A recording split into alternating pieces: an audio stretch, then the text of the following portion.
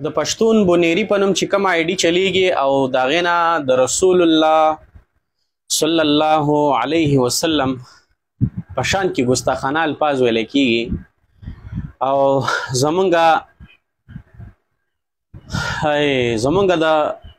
د الله په شان کې ګستاخانه الفاظ د هغې نه ویل کېږي چې هغه زما په خوله نه راځي او نه یې زه دلته لګولی شم.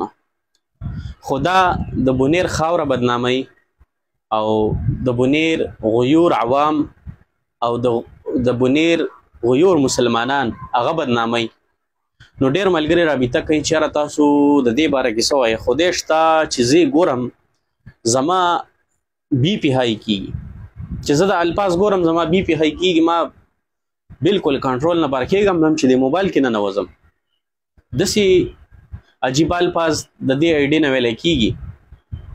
بهرحال حضرت مفتی صاحب، مفتی فضل غفور صاحب دامت برکاتهم العالیه، هغو له دې الله ژوند ورکړي، هغو برپور کوشش شروع کړی دی د دغې خلافو.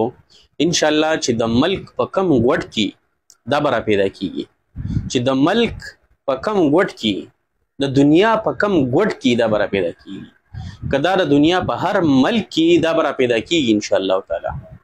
او اوس دغه آی ډي چې کوم ده هغې ډیلیشن ته واچوله، ډیلیټ یې کړه.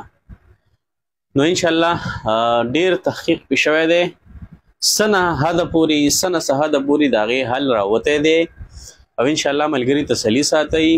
او ملګري وایي چې یاره ته په ویډیو، یاره زه په دغې ویډیو نشم کولی، دا کوم الفاظ دي یار تاسو ګورئ نه، په دې څنګه دا پروموټ کړي یار، تاسو لیوني پارشیز باندې ویډیو که دغه څنګه پروموټ کړي دا الفاظ، دا څنګه الفاظ ویل کېږي یار، والله چې زما خو تر اوسه په سر درد دی.